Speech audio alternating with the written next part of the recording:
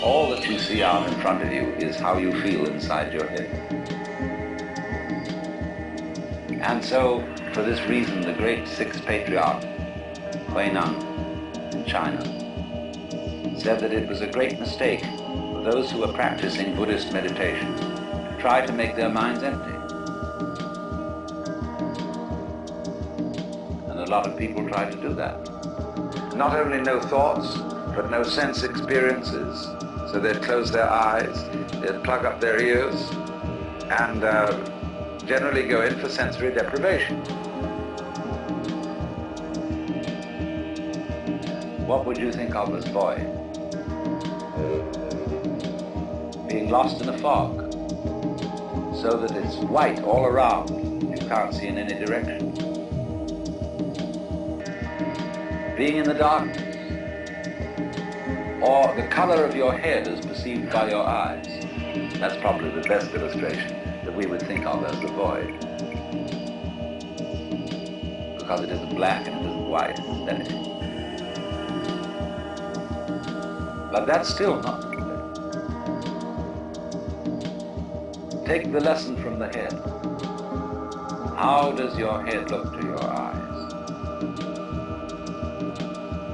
Well, I tell you, it looks like what you see out in front of you. Because all that you see out in front of you is how you feel inside your head.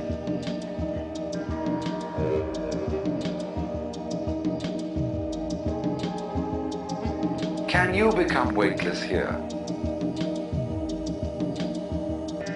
I said a little while ago that the person who really accepts transience begins to feel weightless.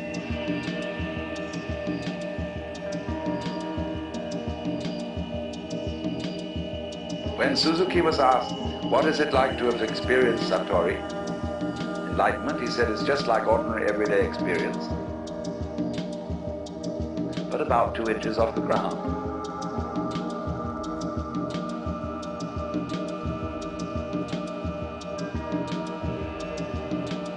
Zhuangzi, the Taoist, said, it is easy enough to stand still. The difficulty is to walk without touching the ground.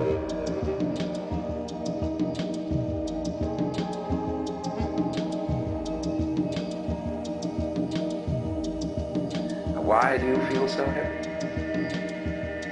It isn't just a matter of gravitation and weight.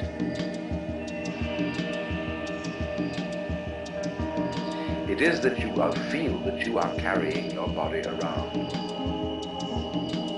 So when you feel it, common speech expresses this all the time. Life is a drag. I feel I'm just dragging myself around. My body is a burden to me. To whom? To whom? That's the question. You see?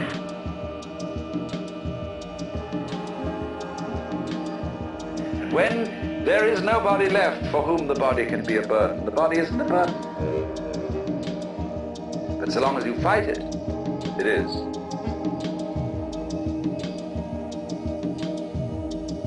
So then, when there is nobody left to resist the thing that we call change, which is simply another word for life,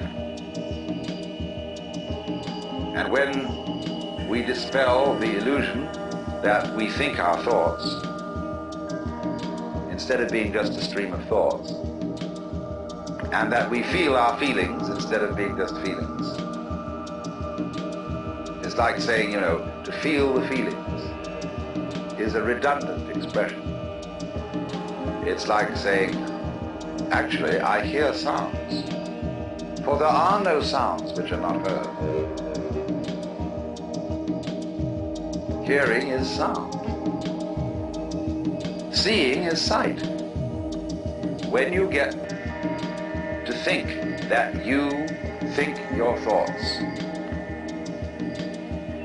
the you standing aside the thoughts has the same sort of consequence as seeing double.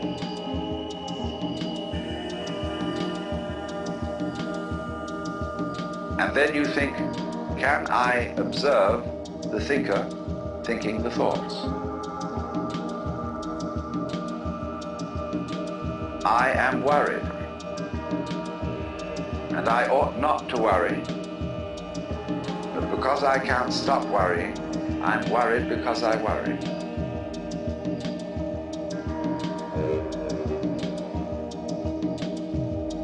And you see where that can lead to. It leads to exactly the same situation, and that is what we call anxiety, trembling. But this discipline that we're talking about of Nagarjunas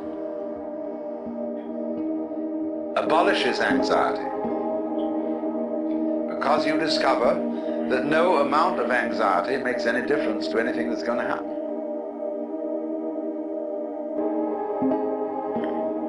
In other words, from the first standpoint, the worst is going to happen. You're all going to die. And don't just put it off in the back of your mind and say, I'll consider that later. It's the most important thing to consider now, because it enables you, it is the mercy of nature, because it's going to enable you to let go and not defend yourself all the time, waste all energies in self-defense.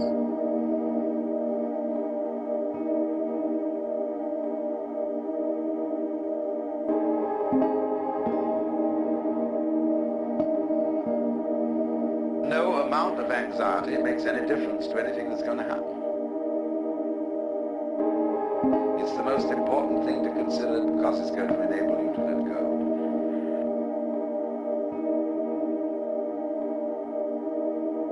And not defend yourself all the time. Waste all the energies in self-defense.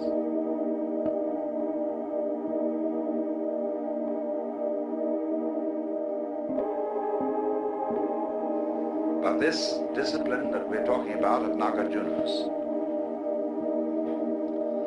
abolishes anxiety because you discover that no amount of anxiety makes any difference to anything that's going to happen. And the body isn't a burden, but so long as you fight it, it is. To resist the thing that we call change, which is simply another word for life.